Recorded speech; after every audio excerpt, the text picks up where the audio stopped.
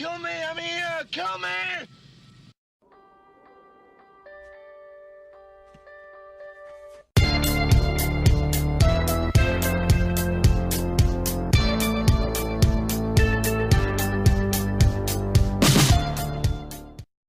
Hey everybody, this is Matt the Movies coming at you with my review of Rocky 3. You're going to be shocked, but this is the third movie in the Rocky boxing franchise.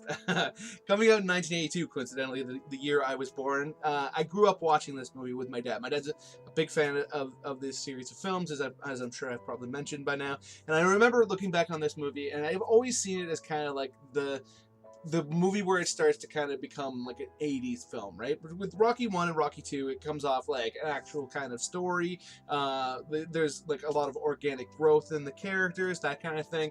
There isn't really a villain per se. Like Apollo Creed obviously is the person that Rocky is trying to take out in the first two films, but you know, he's a fully organic person, or not organic, but you know, he's a complicated human being. He's not, you know, chewing the scenery, wanting to just like destroy everybody. He's not the big bad that Clubber Lang is in this film, played by Mr. T.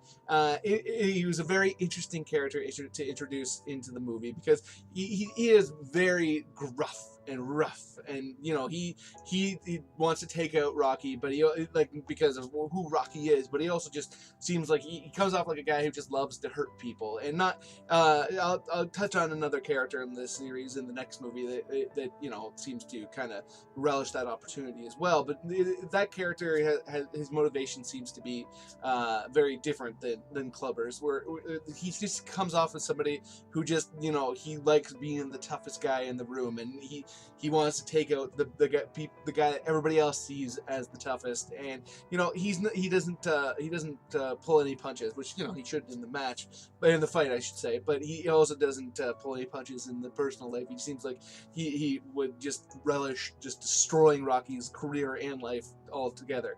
One of the most interesting parts of this movie to me by far was the interaction between Apollo and Rocky, where Apollo had been like basically his main enemy in the first two films, or at least his main rival, whereas in this movie he starts to actually train Rocky, which I thought was a really interesting way of putting Carl Weathers in there, because obviously they wanted to bring Apollo back. He was the mainstay of the first two films, so it made sense for them to want to have him incorporated in the film. But after he'd been beaten twice, there was a question of you know, there would have been a question of like, how do you do it? And I thought it was a very interesting and entertaining way of bringing him back. And like there's montages where he's training him that are really interesting. Like there's one that's pretty unforgettable where they're running on the beach in the water in pretty short shorts, and they hung in and stuff like that, which, you know, comes off a little bit differently when you watch it as an adult than when I did it as a kid.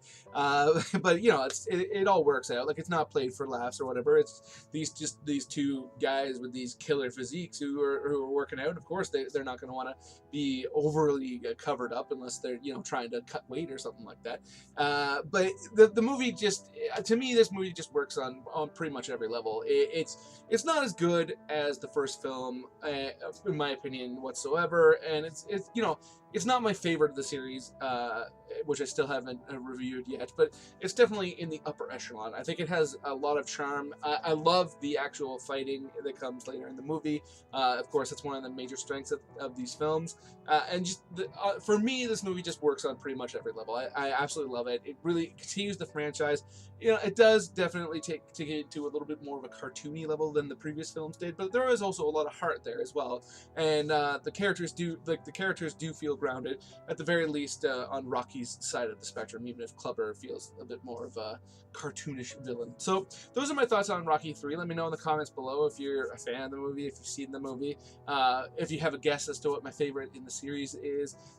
Please hit that like button, and please subscribe if you're new to this channel. I love talking to you guys about movies. It means the world to me. And if you're new to this channel and you subscribe, and it means you'll come back and check out my thoughts, it just, you know, absolutely means the world to me. I would just be very appreciative, and please hit that notification bell. I would absolutely love it if you guys could do that. Other than that, have a nice day.